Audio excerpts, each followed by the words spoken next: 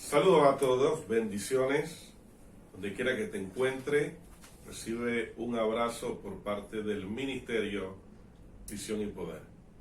En esta oportunidad estamos compartiendo una serie de enseñanzas que hablan acerca de las señales del fin o del fin del siglo. Estas enseñanzas que se encuentran en Mateo capítulo 24. Hemos leído algunos textos para usarlo de manera de introducción y luego adentrarnos en las clasificaciones, en este caso de las profecías, es decir, las que hablan acerca del pueblo de Israel, las que hablan acerca de sucesos que se van a registrar en el mundo entero y otras en particular que tienen que ver con la iglesia. Vamos a dar inicio entonces a este tercer tema sobre las señales del fin concerniente a la iglesia y las profecías que se están cumpliendo. Para ello, donde quiera que estés, inclina tu rostro y iniciamos con una corta oración.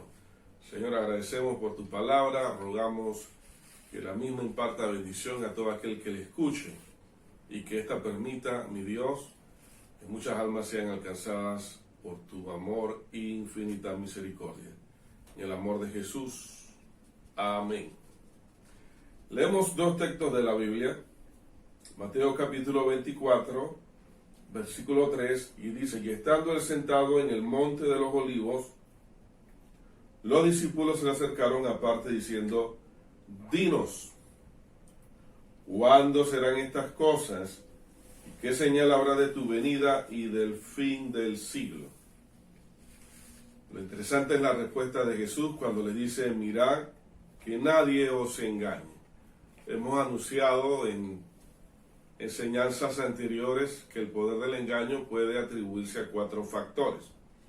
La falta de conocimiento, es decir, cuando una persona desconoce las bases teológicas, es muy fácil que sea engañada. Número 2, cuando hay arrogancia o altivez en el corazón de la persona, esto se vuelve prepotencia o orgullo que le impide a esa persona no solo ver cuál es su estado espiritual o su condición interna, y se expresa de la forma, como solemos decir, bombos y platillos para ser aplaudido y admirado por los demás.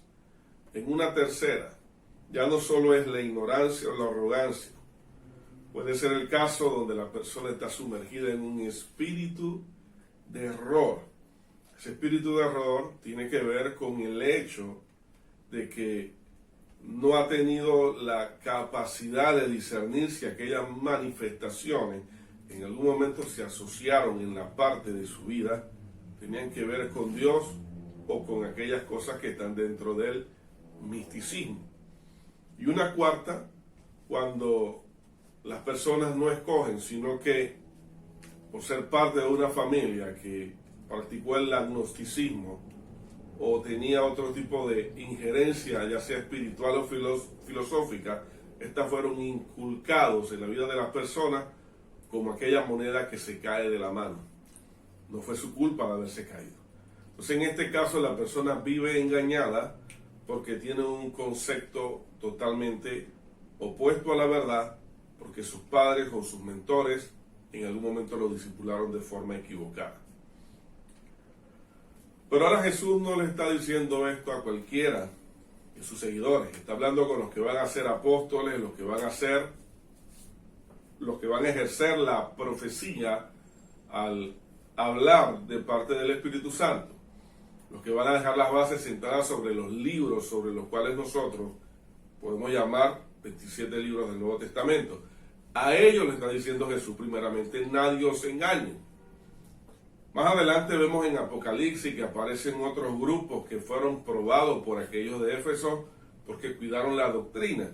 El ejemplo de los nicolaítas.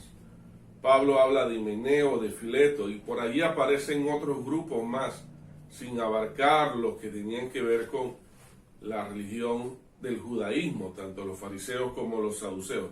Pero en este caso es muy importante que nuestra base esté centrada en la palabra de Dios y no en experiencias sobrenaturales que otros tienen y que de una forma interesante emocionalmente logran llegar a la vida de las personas hablando de cosas que no están contenidas en las Escrituras, pero dan testimonio de que ayunaron, oraron, tuvieron un periodo donde se separaron solo para escuchar la voz de Dios y a través de sus experiencias entonces promocionan una teología que es totalmente heterodoxa. Así que hay que tener cierto grado de cuidado con esto. Recordemos que el mismo apóstol Pablo en Gálatas dice claramente, si yo, o sea, hablando de su autoridad y de su posición, si él mismo enseñaba algo que estuviera en contra, dice que yo soy maldito.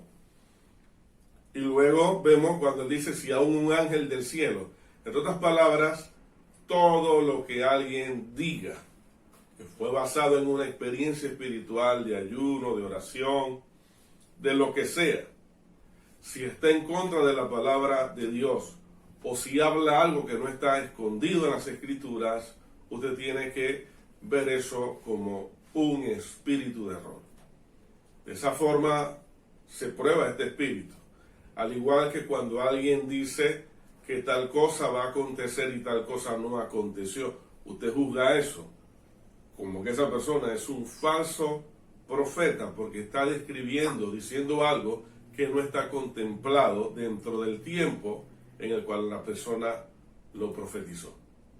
Es decir, que incluso van a haber personas que van a incurrir y van a decir algo que realmente se aproxime a una verdad.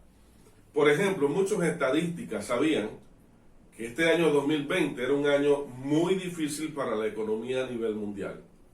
Usted no sabe cuántos brujos, hechiceros, cuántas personas en el mundo de lo paranormal hablaron de que este año 2020 era un año donde iba a haber problemas tanto de salud, donde la muerte iba a estar, y problemas económicos. ¿Usted no lo sabía? Sí. Pero también hubieron personas que hablaron y que tuvieron encuentros con Dios y dijeron lo mismo. Entonces notemos esto. O sea, hay cosas que pueden ser muy visibles para un economista, para una persona que entiende cómo se está moviendo el mundo y las condiciones en las cuales nos encontramos. O sea, no es nada difícil poder decir algo cuando ya hay un parámetro de algo que es establecido. Quiero continuar y hablar del siguiente texto que es interesante. Jesús se está enfocando en algo que es totalmente desastroso. Escúchame bien. Algo que el ser humano no se va a acostumbrar nunca. A que le hablen de peleas, de problemas, de insultos, de guerras, de sediciones, de tumultos. Y Jesús que está hablando de una primera guerra a nivel mundial. Nación contra nación y reino contra reino. Pero noten que lo que Jesús está diciendo no termina allí. Habla de terremotos, habla de pestes. ¿Sabía usted que cada año mueren, o mejor dicho, un promedio superior a más de 180 millones de personas están al borde de la muerte cada año? Y de todos los que mueren, el 53% equivale a la niñez. Usted se imagina cuántas personas mueren al año por lo que es el cáncer, enfermedades cardiovasculares o enfermedades que pudiéramos decir cardíacas, o problemas de cáncer, o diferentes situaciones como el consumo de alcohol o enfermedades como esta de transmisión sexual, el VIH. Entonces, cuando hablamos de las muertes en proporción, 14, 12, 10, 18 millones al año mueren.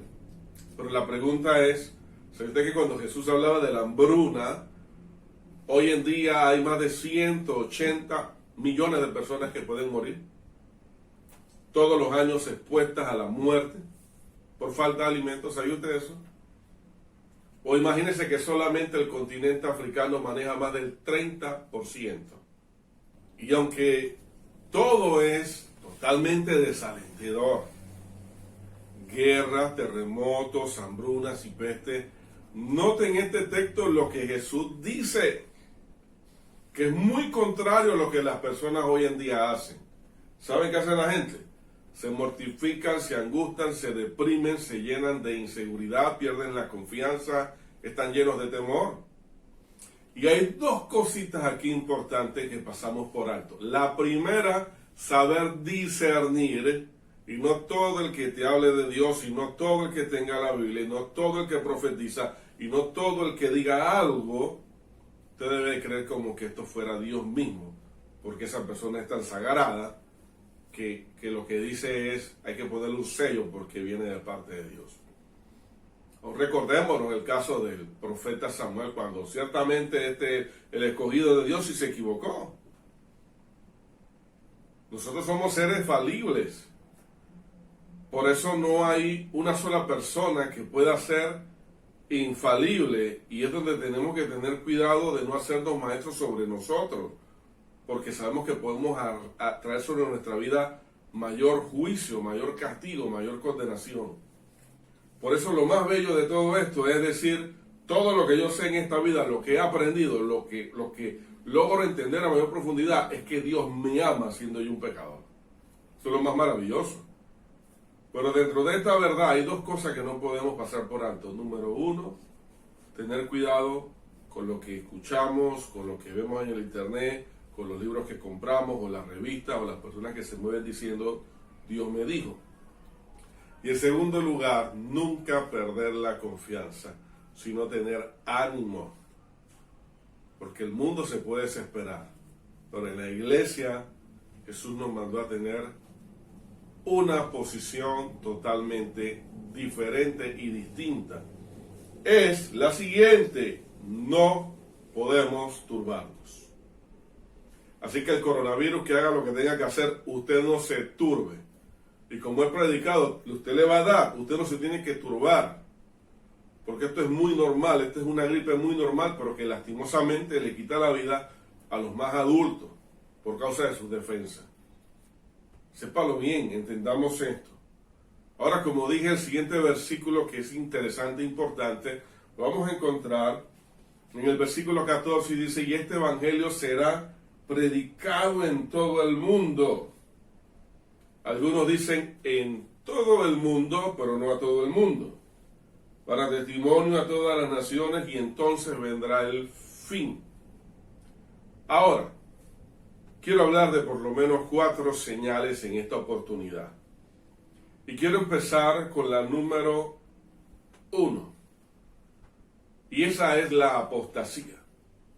Cuando hablamos de la apostasía, estamos hablando de las personas que abandonan su fe. Es decir, renuncian voluntariamente a la fe que habían tenido, o a la fe que en algún momento abrazaron concerniente a Dios. Ahora vamos a definir esta palabra, que proviene del griego, que es apo, que significa fuera, y éstasis, que significa colocarse. Entre otras palabras, estamos viendo una persona que se aparta voluntariamente de Dios. Entonces, hagámonos las preguntas. ¿Conoce usted alguna persona, un vecino, un amigo, un hermano o un familiar que se haya apartado en estos últimos años? ¿Se ha sentado usted a ver portarretratos, fechas especiales en el calendario de la iglesia, aniversarios, etcétera? Un sinnúmero de actividades que se hayan celebrado hace 5, 4, 3, 2, 1 año atrás. Y usted puede ver y analice si las personas que están allí son todas las que han permanecido durante estos últimos 5 o esta última década que hace poco, fue ayer, empezó. Preguntémonos. Entonces, si hay un momento en la vida donde las personas, en vez de estar dispuestas a morir por Cristo, a dar su vida por Cristo, este ha sido el peor tiempo donde muchos han ido claudicando y se han ido apartando de la fe en Dios.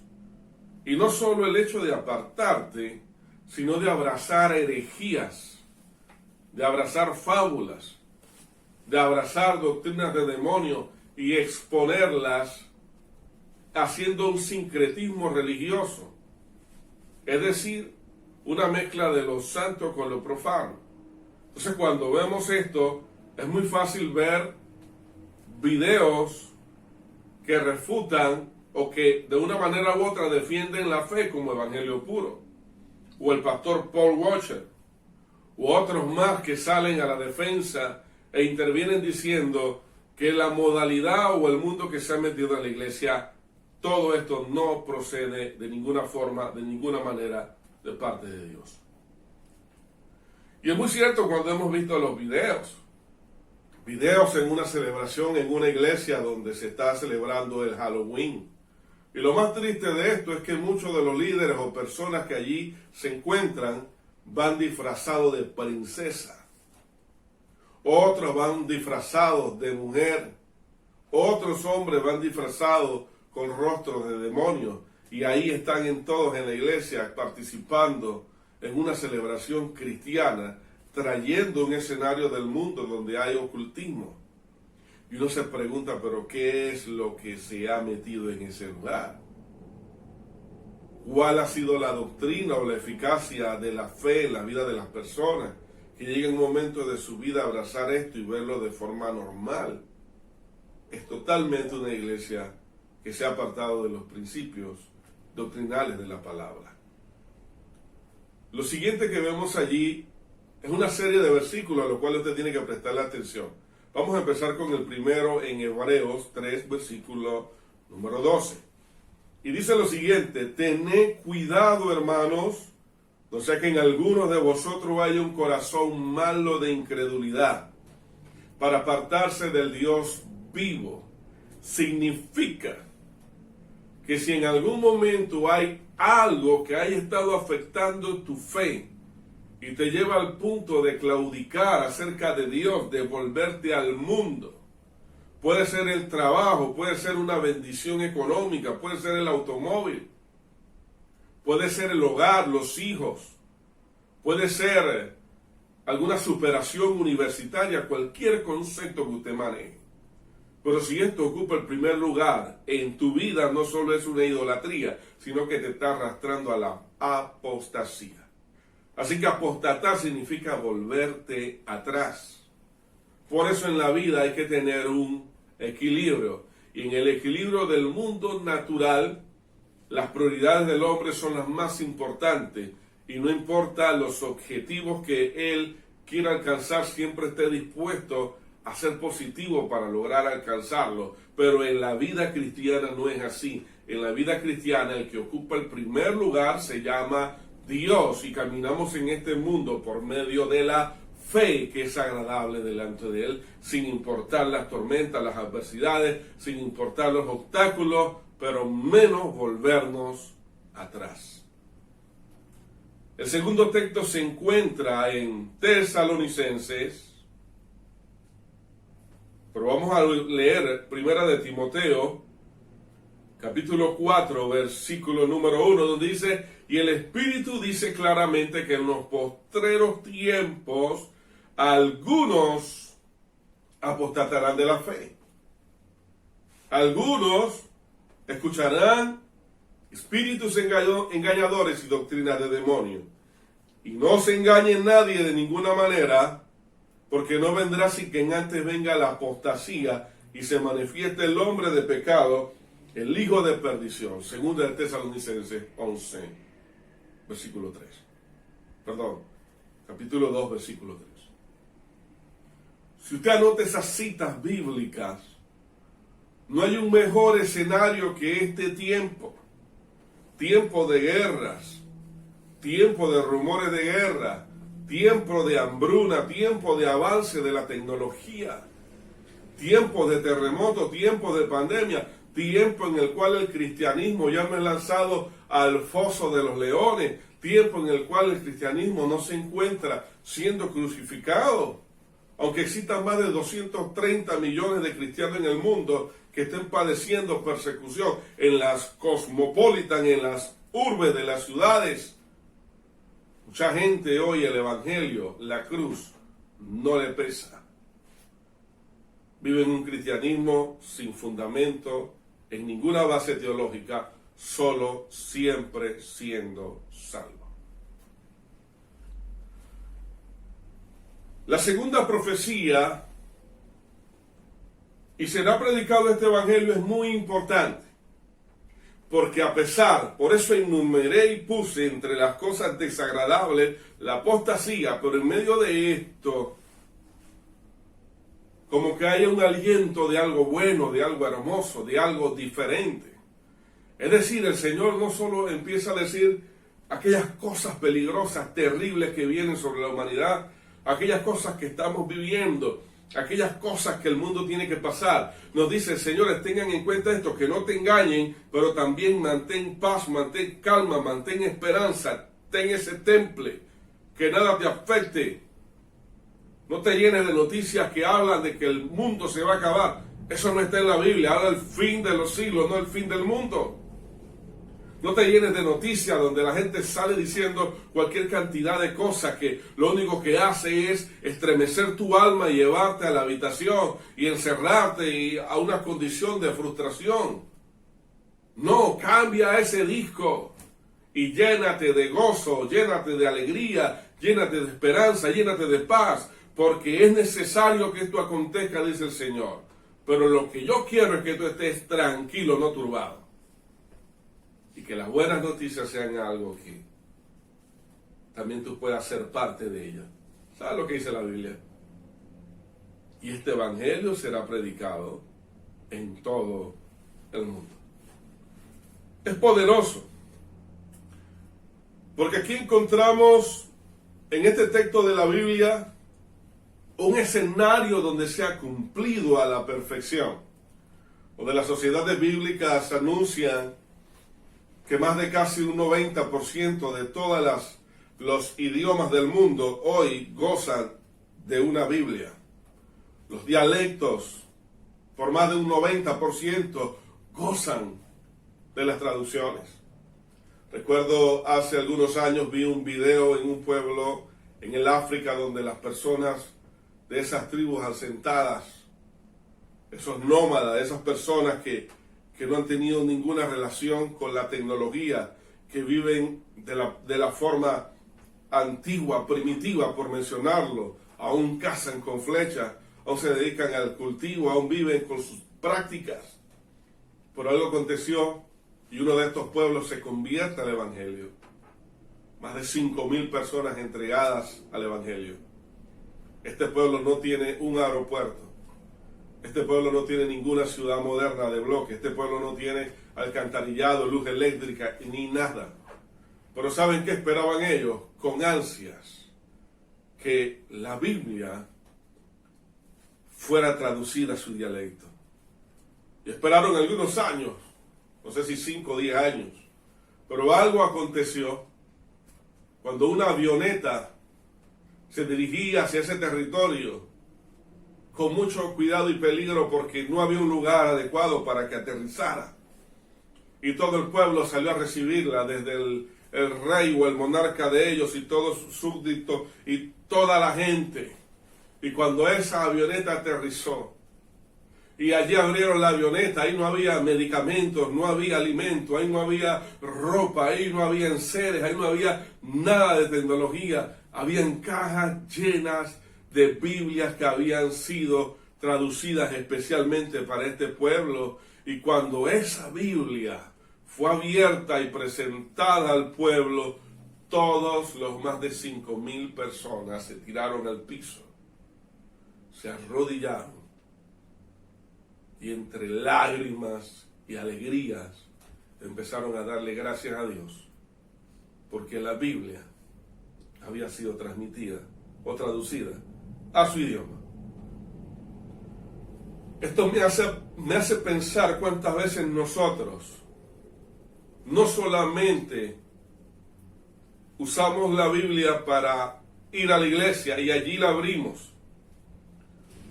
o nos vamos a la tecnología con el iPhone o el celular Android para participar de los textos de la Biblia. Eso no solo me pone a pensar que muchas veces dejamos de valorizar el hecho de que hoy gozamos de muchas traducciones de la Biblia a nuestro idioma. Y hay librerías en cualquier lugar, librerías tanto cristianas como seculares, para poder comprar una Biblia. Y normalmente no le damos el valor que la misma tiene. Y lo segundo que me hace pensar es el hecho de ver, por otro lado, que muy pocos hoy abren su boca para que esta palabra corra y sea glorificada. Quiero detenerme aquí un momentito. Hay fiesta en los cielos cuando un pecador se arrepiente. Jesús hace una pausa de cosas terribles y peligrosas que van a estar asociadas en los tiempos finales. Hay algo maravilloso y especial que reúne a la majestuosidad del cielo, donde está el Padre, el Espíritu Santo, está el Hijo. Están allí los tres. Y yo no sé la manera en la cual ellos pueden visualizar cuando un alma es alcanzada. Pero yo puedo ver la interpretación en Números cuando se habla de la fiesta de la trompeta. Después que el pueblo recolectaba la cosecha, habían trompetas. ¿Por qué? Porque era el momento de alegría por la cosecha que el pueblo tenía y entendían que lo que habían alcanzado era gracias a Dios. Y si en el cielo hay alegría, ¿sabes cuál es la posición que Dios quiere que tú tengas aún en esta pandemia? Ya dijimos, que nadie te engañe, que no te desesperes. Dios lo único que espera de ti es una actitud de que prediques la palabra en tiempo y fuera de tiempo. Yo no sé si puedes alinearte con Dios, pero es muy importante que lo hagas, porque el reloj está marcando las 12 y nos queda poco tiempo. Y aquí tenemos una representación de los diversos países del mundo. No te tocará montarte en un avión, no te tocará atravesar en un barco o en lancha, caminar por montañas, no te tocará exponerte a diferentes condiciones de las diferentes regiones, ya sea desértica, ya sea el área calurosa, ya sea el área fría, el área de los polos o de los trópicos. No te va a tocar. Pero sabes sí que te puede tocar a ti. En el lugar donde tú te encuentras, de tu bello Panamá, de tu bello Venezuela, de tu bello Brasil, Argentina, del lugar donde tú vivas, ya sea América del Norte o América del Sur, que tú tomes tiempo para que le compartas el Evangelio a una persona. Allí donde estás. Recuerda las palabras dadas por el Señor, que es más maravilloso dar que recibir. Que el que ganar un alma es sabio. Que ya el hacha está puesta sobre la raíz y todo árbol que no da buen fruto será cortado. Si aún estás con vida, si yo estoy con vida, no es para llenarnos de temor, no es para que el error nos aparte de la revelación de su palabra. Si aún tenemos vida, es para que tomemos un tiempo y empecemos a evangelizar, empezando en nuestra casa, empezando en nuestra comunidad, allí a los muchachos de la escuela, a los compañeros de universidad, a los compañeros de trabajo, donde quieras que te encuentres. Si Dios espera algo de ti, es que seas un predicador de su palabra. Quiero concluir hasta allí, solo con estas dos, y luego estaré compartiendo en próximos días otras señales más del fin que tienen que ver con profecías cumplidas sobre la iglesia. Oramos. Padre Celestial, gracias porque tu palabra, Dios, ha sido y será de bendición a millones de vidas. En el amor de tu Hijo Jesús. Amén.